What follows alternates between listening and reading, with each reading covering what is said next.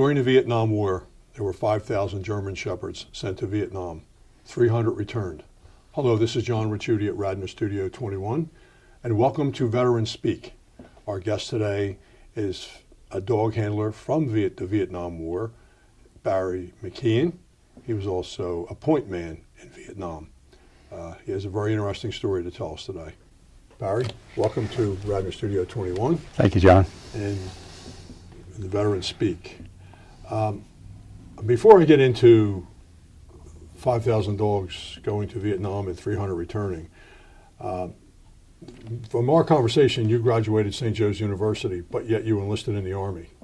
Didn't you have aspirations of being an officer? At one time, I considered that. When I first, I looked at my options when I graduated. I graduated in June of '68, and that was at a peak time for the draft. In fact, that was probably the last year of the actual draft. So we all knew we were probably going sooner than later. So the OCS offered me a 90-day delay to go in, so it gave me the summer off. And of course, at the entire time, you're hoping that this war will come to a conclusion. So that's in the back of your mind, so you're trying to delay things. That didn't happen. So when I did get into the service, I completed my basic and advanced infantry training up here at Fort Dix, was shipped down to Fort Benning for OCS, Officers Candidate School, which is a 26-week course, so it's a long one. And then you have another year and a half to serve on top of your standard 2-year for a draft. The one thing the one option I had was if I decided not to finish OCS, I would revert back to being a 2-year draftee. So it was always tempting if I decided I really didn't want to stay in and take a chance on being an infantry officer, because Fort Benning was infantry. Only combat branches were open. You couldn't be a supply officer unless you got lucky. So you knew where you were going, you knew what your job was, and you knew the infantry probably had the highest casualty rate of all the three combat branches.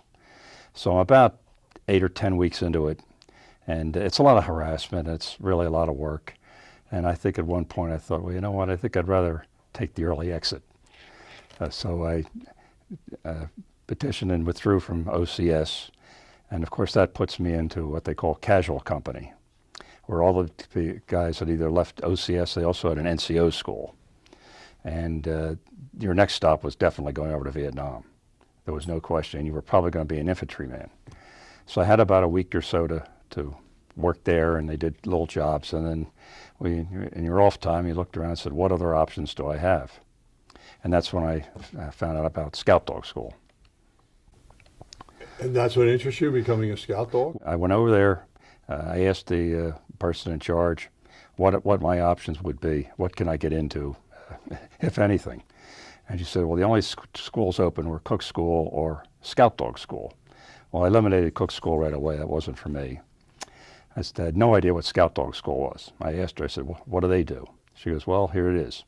It's 12 weeks training, about 30 days leave, and if you take your own dog over, it's an additional 11 days. So right in my mind, I'm going, that's 4 months. But you said, here's what you do. It's a point, you walk point with the dog to alert on enemy personnel, booby traps, etc. And that didn't appeal to me too much, but I thought, well, you're out for a short time. It's better than being a full-time infantryman, and maybe in the 4 months I'm training, between training and leave, the war could end. It's still in the back of my head. So I thought, I'll take a chance. It sounds like fun. I like dogs. And I so I signed up for Scout Dog School. So you do like dogs? Oh, yes. And so you're a dog lover. So this was a natural attraction to you? Yes, yeah. So what happened when I guess you got trained to be the dog handler and point person, and where was that training? All the training's at Fort Benning. That's in Columbus, Georgia, about the center of the state, and hot most of the time, so it's ideal training for going to Vietnam. So they would train you there, and most of the time we would train in the field. They would drive us out to different locations. We would live in pup tents with a dog next to us, and you would go on your training missions, which were usually to alert on decoys, booby traps, and a variety of possible situations that you could run into. Now, was this, I don't know another way to put this, was this an experienced dog you had? Were you the original handler of it, of him or her? Were they male dogs? Most of them were male. The dogs we would get in Fort Benning, of course, they had not been over, so They might be new dogs. Some cases I might be the second or third trainee for that dog. They hadn't sent him over yet, so it would vary. What exactly would you do? I mean, I have an image in my own mind of what you would do, but what would a point person or handler? Well, a handler is one thing, a point person is another, I guess. One and the same, maybe? It is. We're one and the same. Now, point man by himself in the infantry, he's the front man. Okay, he's the first guy. He's got to be able to, hopefully, find the enemy before the enemy finds us. So a good point man is out there, and he kind of senses when things aren't right. Now, when I'm walking point with a dog. I don't walk point the entire mission, okay? Because really, I don't have the experience that the regular point man has, because I'm not out with these units all the time. I'm brought out for specific reasons. They might think they're going to make contact. They might be coming to a rather dangerous area, because when I'm there with a dog, you have to slow down and let the dog walks point. The dog is off leash, okay? So he's got to stay, and generally they would stay fairly close to you and react to your commands. So would you walk in his path? I would be behind the dog. Right, so the dog was able to detect mines, trip mines, well, he could wires? Trip wires. You hope that they could do trip wires. They were probably the most dangerous. Mostly it was enemy personnel that you would hope he could alert on, because that's the ambushes and whatever else they were planning. Weren't you exposed to like snipers when you were out there? Absolutely. I have to ask you, my own research tells me this was like maybe the second or third highest casualty rate in Vietnam. Did you take that into consideration when you were out there? Yes, it didn't always. When you're doing your job and you're over there, your mindset's completely different. Once I hit Vietnam, my mindset was, I became almost a different person. You know, you're out there as a soldier, you're looking for the enemy. You're actually, where is he? You know, I want to get him. That's what takes over your mind. So that's and you don't really think about them getting you. You think about you getting them, hopefully. Was the dog there when you got to Vietnam, or did you go with the dog? In my case, the dog was there when I went to Vietnam. I was his third handler. So how does it go from me being the handler and then you becoming the handler? Okay, the deal there is the former handler has to stay away from the dog completely. When the dog is fed, he's fed by me. That's the first thing you do. If you're feeding the dog, he'll generally let you in his area, because normally they have their own area, very protective. German Shepherd, especially these shepherds, would attack anybody that came into their area and bite them. So you put your food down first, and after a couple of days of doing that, he might get a little better feel for you. About a week I think is what they gave us to to get to know the dog. So it'd start with feeding him, giving him water, cleaning his area up, the hooch area, taking him. Then you can take him for a walk, and you can take him on the obstacle course, things like that. Once you're starting to take him for a walk, and then he's looking for you, you know you're there. I think Max, that was the name of the dog, appropriate for a German Shepherd, and I was his third handler, and I think he knew the game, because after about a week or so, he followed me around, but his former handler was still there. Okay, his name was Carl France, Sergeant France, and he was getting ready to go home. So he had to stay away from the dog at all times, otherwise I would confuse him. So once we were there for about a week, maybe no more than 10 days, they needed to get me out there. Did you and the dog sleep together? We wouldn't sleep together in the rear, no. He had kennel. We had in our rear, we had two bases. One was Benoit, relatively secure, near Saigon. That area, we had little Quonset huts for them, and we slept in a bigger Quonset hut.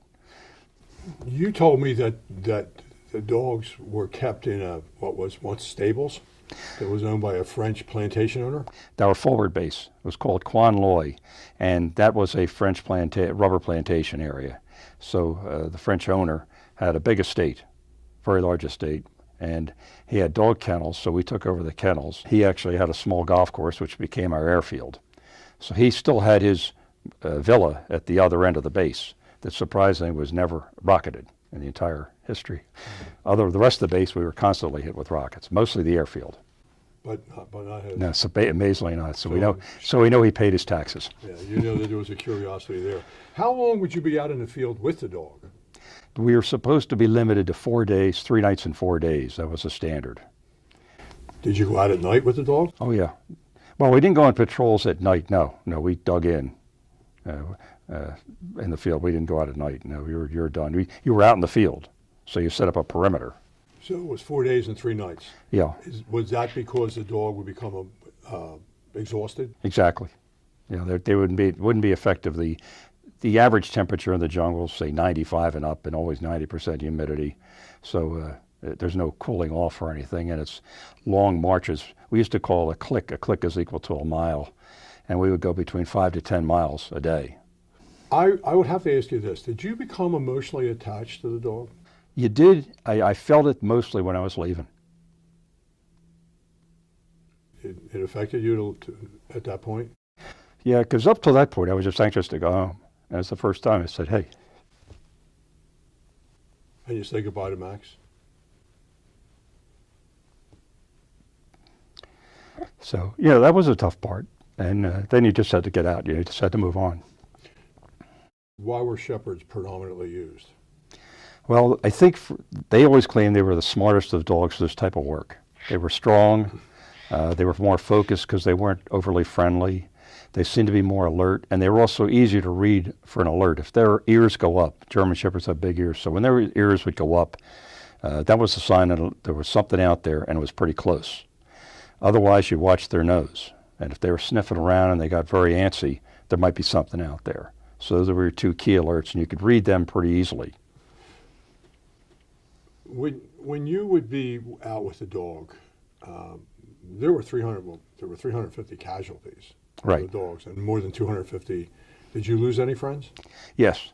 I lost a friend. He was on his second mission. He was with we were attached to the 1st Air Cavalry Division. It was called the 34th IPSD Infantry Platoon Scout Dog.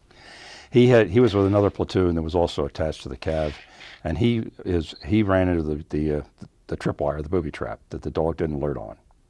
So they took the hit. How would the dog detect a tripwire? Well, the best way is if that had just been recently set up, because there's still the scent of human scent there. Most likely, if it was for maybe a couple of hours, see there's nobody around, the VC would set it up, then they would retreat to a safe distance to watch and see what happens, or they would just get out. So if there's no human scent around, you're relying on the fact that when they set it up, there was some sign of it, because it's not visible. Tripwire is not visible. You know, it's too thin. So you had to be very careful. And that would set off a mine? Yeah, it would set off a Claymore mine, and it was deadly. Would the dogs also look for tunnels? Yes, we didn't see any in my missions, but they would. Tunnels, bunkers. We ran across enemy. My two areas that I hit the most were enemy personnel, bunker complexes, some cases supplies, stuff like that was left behind. Can you tell me about some of the ambushes or firefights that you were involved in? Well, probably my second mission was the first mission on my own. The first mission, you were out with an experienced handler, and we were out for several days. Nothing much happened. The second mission is the first time I actually saw the alert in action, when I was out with a platoon, and it was the first time on my own, so I'm kind of feeling my way around. I'm not actually walking point, but I noticed that we're going through this tall elephant grass, they call it, and he's constantly picking his head up. So I thought, he's smelling something. Now, it could be anything, because the jungle's full of all kinds of creatures. And I just called the lieutenant. I said, I think he's alerting on something. And he said, well, let's check it out. So we moved forward. Everything was metric in the Army, so we'll say we moved to maybe 20, 30 meters. And we could see a ridge over there, and there was 5 Viet Cong, they're pretty far away from us at this point. So they took off. They didn't engage us. We're weighted down by our rucksack and the fact that we were trying to link up with a company, so we didn't want to be too far off course. Because you're in the jungle, what trail might be where you're supposed to go, it may not go there. So you wanted to stay pretty close to your route. So we didn't pursue them, but we did alert on them. And now what they were planning to do, who knows? If they were planning an ambush, we saved some lives. They were up to no good at some point. So probably, I think they like to do hit and runs. So if there's 5 of them and they see where there's 20 of us, they don't want to hang around. They'll shoot right away. They'll try to take somebody out, and then they'll run. And that's what I think they were planning to do. Tell me about capturing the Russian equipment. Well, the biggest capture I was involved in that. That was an invasion when we launched our attack into Cambodia. But I know what you mean. We did have, we had an ambush where I think they took out about 10 VC. and they had all this captured equipment that they had brought back in. And I remember looking at the captured canteen, and I just saw made in the GDR, the German Democratic Republic, what we used to refer to as East Germany. And I thought that was kind of amazing. It's saying this in English. Are they trying to send us a message? Now, it was a little canteen, not as big as ours. Of course, it had a hole in it from the GI that shot him. And there was a lot of that equipment there. So my impression was most of the equipment either came from Russia or China. Your AK-47s could come from either country. Your rocket-propelled grenades, same thing. All top-notch equipment. The communists couldn't make anything for the marketing, but they made very good weapons, and these guys were very well armed. Were the North Vietnamese Army and the Viet Cong afraid of the dogs? Yes. They actually had a reward for killing a dog handler. For killing a dog handler? If they killed a dog and dog handler. They were the team, dog handler and dog. What would they have to do to get the reward? Well, they'd have to, after they killed you, they had to move quickly. They had to take a patch off my shoulder and the dog's ear that had the code inside of it, like when you have cattle and they have, when they engrave it. Sure. There's a code inside the dog's ear. So they have to cut off the dog's ear, grab a patch from me to show that it was either my name or my unit, because I had a unit patch as well. And they would turn that in, and whatever financial reward they got, that's what they would get. Did you and the dog become closer to one as you would be in the jungle, as you worked more frequently? I mean, obviously you were there initially, you were kind of like green, to use my word, but then you became more like one. The dog was kind of your teacher. Exactly. He would. There was a couple of occasions where in one case where he actually stopped in the middle of the trail and blocked me from going forward. It wasn't an enemy ambush; it was actually friendly troops. But until they knew who we were, they could have taken us, a couple of us out. So he had to watch for that. So he was sensitive to that right away, whether I caught it or not. When you say he blocked your path, how did the dog do that? Well, the trail's maybe 3 or 4 feet wide at the most, and he just, instead of going forward, he stopped, went sideways. So I have to, and looking right at me. So it's like, hey, dummy, there's about 10 guys sitting over in these, and we couldn't see them. Only he could smell them. You said you traveled at the dog's pace. Did that create a sense of anxiety for the troops that were in back of you to move at a greater pace, or were they content to go along with what the dog was doing? The average, we call them grunts, the average infantryman was very happy to go at the dog's pace. The senior officer, maybe the company commander, he'd be a little upset because he has to be at a destination. So for that reason, they would probably reserve using me at certain points where they thought this could be a rough area. So we'll use the dog, and then once I cleared the area, then I would go back in. I wouldn't be on the point, walking point, I'd be in the point element. You were there for how many months? 9 months. 9 months in 69? Yeah, I started in September of 69 and came home in June of 70. How did Vietnam shape your life? Well, it right away, the first thing it did to me when I came home and alive and in one piece, you appreciate every little thing here that you take for granted. I mean, I grew up in Ardmore and Rosemont. I'm a main line guy, right? Jungle to me was Valley Forge Woods. You have every little thing. I mean, we didn't have bathrooms over there. You had outhouses at best. There was no cleanliness. You lived with sea rations. You had mess halls. The food was fairly good considering. A cold beer was a rare event. Your freedom to just get up and do what you want to do. And also the heat was oppressive.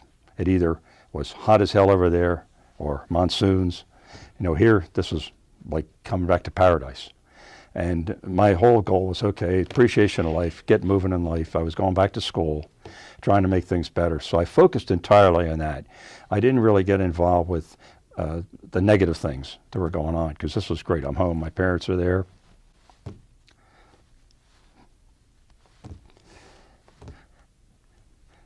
Car, that's what you kind of had to do that to keep your mind straight. You came back in a tumultuous time.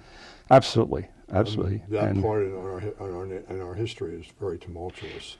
You and I had a private conversation, and in that conversation you said to me that there were things you didn't like to think about, and that you didn't think much about. Do you care to talk about those things?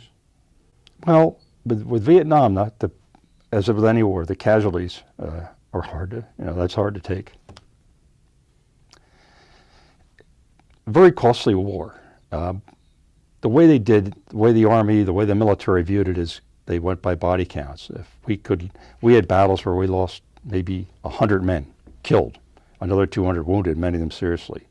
Now there might be 600 dead Viet Cong North Vietnamese, a handful captured. So we won the battle. We killed 600, they killed 100. We wouldn't look at it that way. For us, say, wait a minute, there's 100 guys lost. What did we capture? It's another hill that we're going to walk away from. We controlled all the major cities and towns. There was nothing really to conquer. It was more a case of attrition, a war of attrition. And that's the most difficult thing because a lot of casualties, a lot of young guys. At the onset of our show, I said that there were 5,000 dogs that went to Vietnam and 300 of them returned. What was the difficulty? They were considered expendable material? What was the problem with bringing the dogs home? We don't really know what the Army was thinking. I don't know why they did that. Our assumption would be that they would bring them back and take them where they came from, Fort Benning. And then those that they could sell off to handlers, but they would just take care of them. That's what we assumed that they would do, which they did not do. It's hard to tell what they were thinking or who was in charge and who made the decisions. My suspicion is that they did this in stages. They didn't just abruptly send out 1,000 dogs. They did give a lot to the South Vietnamese Army because they took over, and starting in 1970, with the so-called Vietnamization program, if you remember anything like that, that was to turn more of the combat over to them, which actually worked out a little bit in my favor because they weren't using us as much now because we'd only worked with American units. How they could take dogs who were sensitive to the Vietnamese as it is, and most of them, like Max, did not like the Vietnamese, any of them. So even workers that came into the base, if they were Vietnamese, they had to stay away from Max. So I couldn't imagine Max working with the South Vietnamese at all. Their commands would be different, their language is different. They treated everything differently. So whoever they turned, they did, but I know they did turn over a significant number to them. Now, of course, the South Vietnamese Army collapsed in 1975. So God knows what happened to them, to those dogs. Do you ever look back and think about the dogs and your time there? Did you buy a dog when you came back? No, I never did because I didn't have the space. I knew with a German Shepherd, from having worked one, that's like a roommate. And we didn't have the space. We had a small yard and everything. And I also knew that, especially the Shepherd, my feeling was he's your buddy. They like to see you all the time. You leave for work in the morning, they want to go with you. So he was always anxious to see you. Yeah. See, I would take him for several walks a day, all the time, because he needed that. He liked to get out. It was good exercise for him, and it gave him something to do. Plus, you bonded a little better. So that's how you got pretty close, because they would get very loyal to you. He escaped from the Quonset hut hooch we had him in one day, looking for me. So he went into. We have 2 or 3 different barracks. He went through each barracks till he found me. All the guys were laughing because they wouldn't go near him. They saw Max sniffing around. They said, "Okay, well, he'll find where he needs to be." And he went through each barracks till he found me. I think I was asleep or something, taking a quick nap because you did a lot of cat naps in Vietnam. You didn't really sleep 8 hours straight. So you were used to just grab a shut eye when you could. And all of a sudden, I wake up and there he is. My director and myself have had the good fortune of interviewing lots of Vietnam veterans, and this is the Battle of Hue was the tipping point of Vietnam. Do you look back on Vietnam as being something that was, I know it was eventful. Do you think that it served as any great value to what we did in our country? Well, I have to look at it. The first thing I do when I discuss this with people is you have to understand the Cold War at that time. That's the only reason we really got into it. I do question the decision makers as to what their plans were. I didn't feel that they had a plan for major fighting. I don't think they expected major fighting. The enemy suffered more casualties than we've suffered in all our wars together. They've admitted to losing over 1 million men. So that's the kind of war it was. It was like an extended Korea War. It had gone one where you had a lot of fighting, a lot of casualties, and very little to show for it. So I have had always mixed emotions. To me, to give you a good answer, I would say that they made a very bad decision to go to Vietnam and not have a sooner exit plan when they realized this government we're backing just doesn't have it. Is not going to beat the North. Do you ever going back to Vietnam? No. Do you think you ever will? No, I don't think so. No, I just felt I got out of there, and really, there's no attraction to me of there. It's a long flight to begin with from here. There's nothing there that I really would have fond memories of. A friend of mine that was served with me, he's in one of the pictures I gave you. Forrest Lloyd went back. He actually went to our old base, which is pretty much off limits because the NVA got the base in the end. You could hardly recognize it. He went back with his daughter. His daughter's in Saigon, or they call it Ho Chi Minh City, is offered a job. She stays in Vietnam for 3 or 4 years, just came home recently, because it's all changed. In the South, it's almost like who really won the war. The South Vietnamese still refer to the city as Saigon, not as Ho Chi Minh City. And that's the more aggressive half, that's the more entrepreneurial half of the country. And when you see things on TV of people moving to Vietnam, that's what they see. They see the coastal areas, that's the better areas to live. When you see a German Shepherd, do you think of Max? Yeah.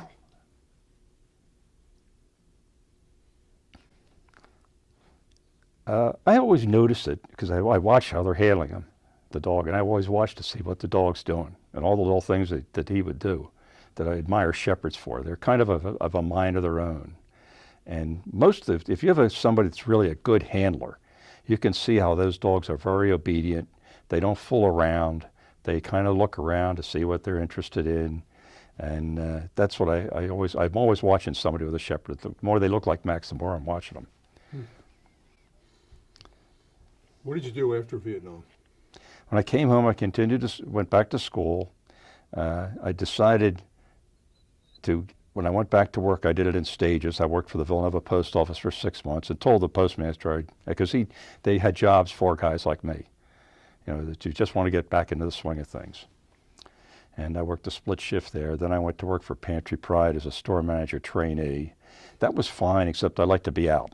It was too confining. It was all indoor. You worked forever. But it was good to get back into the working environment.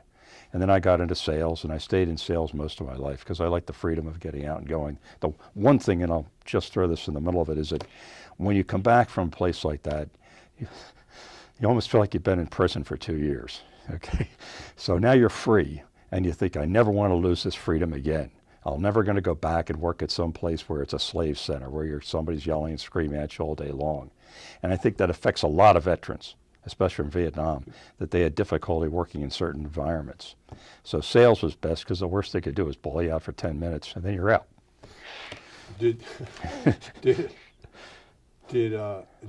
Were your friends interested in your experiences in Vietnam when you came back? Yeah, they were all very supportive. I had good, solid support from family and friends. Not all of them went to Vietnam, only a couple. Most of them were fortunate. They were either reserves, National Guard, or didn't. One was a 4F, and the other was in the defense industry. They didn't deliberately not go. They just happened to be fortunate, and I'm glad they were. Well, Barry McKeon, I say to you, welcome home. Thank you. And thank you very much. You've been a great guest.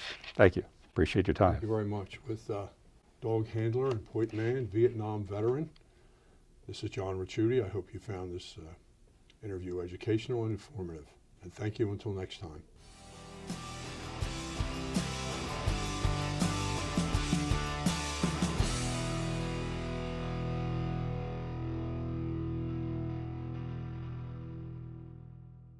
You are watching Radnor Studio 21, an arts, educational, and entertainment station proudly serving the Main Line and greater surrounding area.